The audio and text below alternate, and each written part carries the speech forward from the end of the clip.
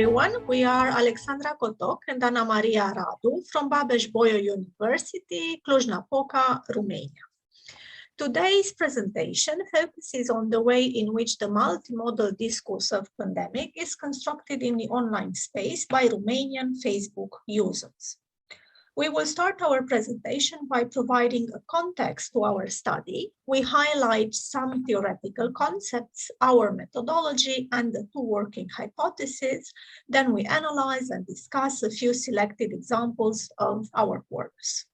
The corpus is in Romanian, and for authenticity reasons on the slides, we provide screenshots from Facebook and we translate some keywords or some excerpts. We also provide conclusions and, of course, the references. The context of this study is the COVID-19 pandemic in Romania in the time span September-October 2021. In this time span, the pandemic reached the fourth wave, and it was marked by the first reopening of schools. There were also local elections, surge of cases, and low vaccination rate.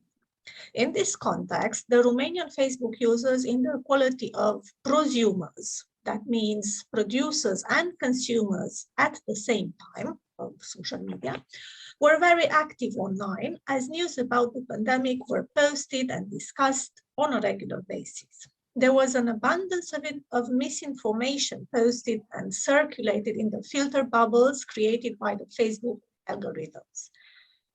This gave way to what is called polarization within Romanian society, online and offline. The us versus them tendency became prevalent on Facebook as well. As a consequence, there were users who tried debunking the misinformation using various strategies like sarcasm, humor, irony. We will see some of these in this presentation as well. In terms of methodology, we collected corpus from Facebook in the time span mentioned, and in this presentation, we are going to analyze a selection of examples. The hypotheses that we start from are: the first one, the power of new media resides in the combination of images, videos, and text, the multimodal discourse. And in the case of Romania, online posts and comments had a strong effect at the social. Polarization, us versus them, tendency, and the snowball effect. A post that triggered a reaction, which triggered a counter reaction, and so on. Moving on to the corpus analysis, before actually analyzing the examples, it's important to mention that when the vaccination campaign started, polarization started as well. And there was a group of users who were against COVID-19 vaccination and a group of users who encouraged vaccination. In this presentation, we divide the corpus in these two sections, the anti-vaccination discourse and the discourse pro-vaccination. We made a selection of examples for each section, and for each type of discourse, we select some representative figures. So the first representative figure for our study is the right-wing political party in Romania. Their posts illustrate panic, fear, critical situations, and instigate hatred. Hence, they claim that the president is at war with the Romanians, that the green certificate restricts the citizens' freedom and rights. They urge the citizens to fight the tyrannical state. On slide 5, we can see examples of keywords like medical dictatorship, conspiracy, government psychopaths.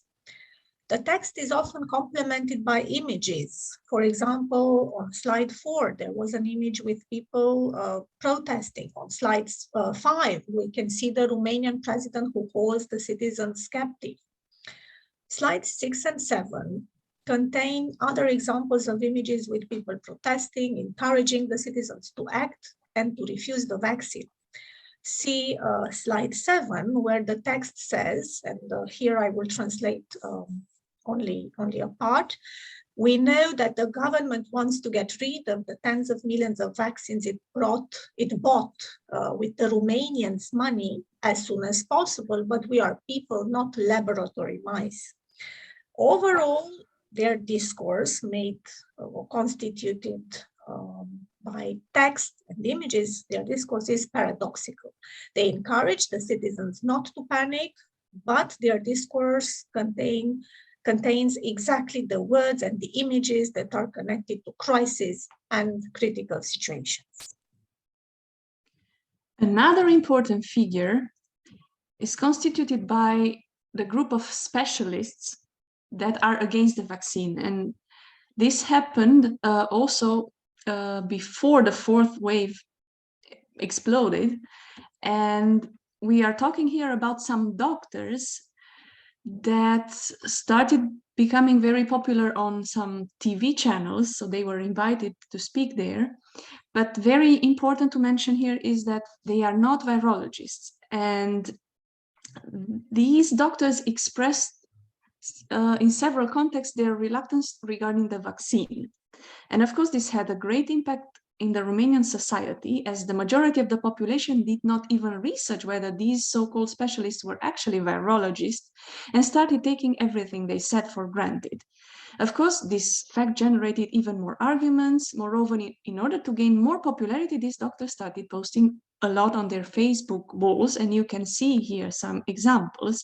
And we observe that their discourses make sense, and they are persuasive, of course, but the paradox is that most of them are full of trivial and vulgar words, and their purpose is mainly to impress and maybe sometimes to be sarcastic, funny in a way, in order to gain more and more popularity. But their sarcasm is not constructed, it's not articulated, and they do not bring any scientific arguments. And their posts are even addressed to Raed Arafat, one of the doctors that had a key role during the pandemic. And of course, as a result, this created very, very many arguments and a lot of confusion, and the users started getting even more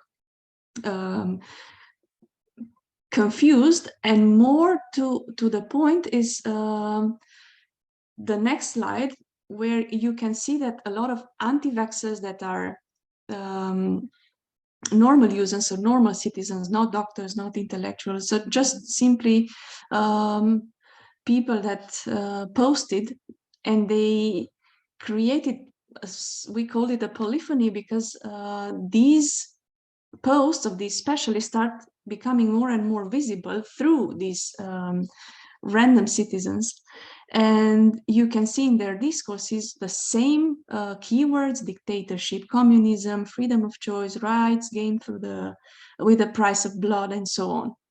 So this is one side of the anti-vaxxers, but of course we have to now give you some examples from the other side of the situation, which is the pro-vaccine. And we selected here many examples from micro-celebrities or even celebrities, intellectuals from the medical field, but also writers that provided examples of good practice and shared a lot of content on their walls in order to raise awareness and to convince people to get vaccinated or to accept the rules, the lockdowns, wearing masks, and so on.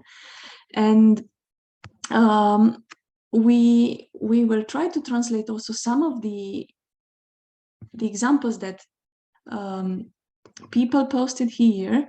So AUR and PSD have voted yesterday for replacing the green certificate with a death certificate. Or another one, every anti-vaxxer is a killer.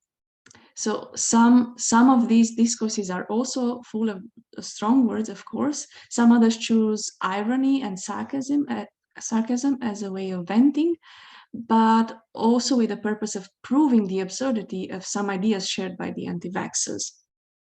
And it's worth mentioning here that we selected the users with more visibility for this presentation, but actually almost every person in our list of friends made their opinion clear in one way or the other. Posts, jokes, profile pictures with the vaccine logo.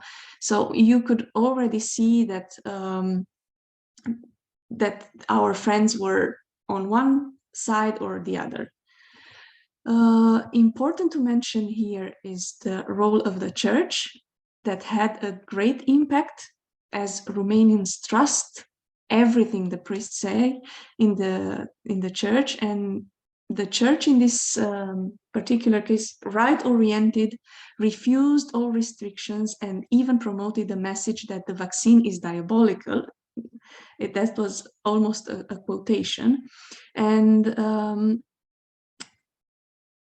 when all the cultural events, concerts, festivals were cancelled, the church refused to cancel pilgrimages or processions that implied big gatherings of people, and this determined users, mainly intellectuals, to react against the church, and this is reflected on their posts. And I will give you another example, a quotation here that says what the Romanian Orthodox Church is doing is to make as many bodies as possible available for the chapels, for burials, as they gain a lot of money from these ceremonies.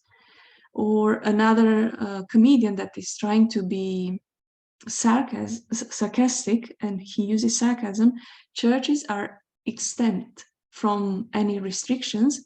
My body is a temple. The biggest controversy was around one particular ceremony when the biggest wave in Romania, the fourth wave, happened.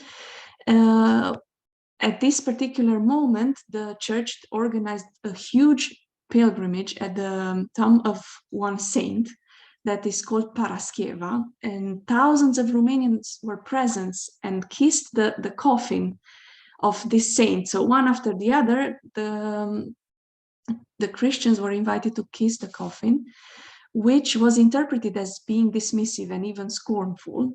This is why the users were not silent, and they posted several jokes.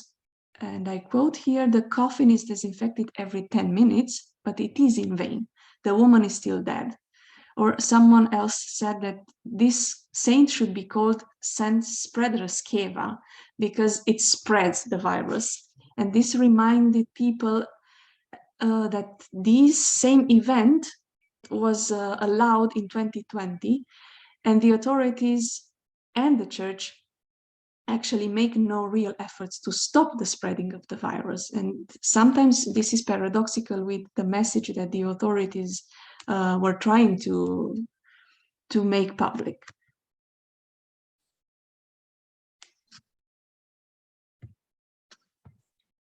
In conclusion, the power of new media resides, as you have seen exactly, we have seen exactly in the combination of images, videos, and text. Everything started with discourses in the form of videos, spots, and so on, that try to convince the population in one direction or another, pro-vaccination or against it. The main echo of this argument was the polarization of the population that grew deeper and deeper. If there were no new media, the population would not have felt they belonged to a group to such a great extent, because we could not have been so quickly updated with the positioning of the people we admire, relatives, professors, and so on, and it would probably have been harder to understand what was going on. Through these platforms, we found out about each other, lumps of ideas were created, and so people joined one side or the other, and little by little, people started understanding more. They become less panicked by this new reality, but there were nevertheless situations where new media created even more confusion or frustration. Before new media existed, there were, of course, protests, but now everything has moved much faster. The social impact in Romania, of course, the vaccination rate has been greatly influenced by the discourse on Facebook and on other platforms as well. In addition, the polarization of the population has become visible. There are controversies, quarrels between users, but also there are quarrels outside the digital space. This also led, or the social impact also was constituted by the lack of trust in medical experts, and we also witnessed incitement to hatred and protests. Thank you very much for your attention. You can also see the references on the next slide.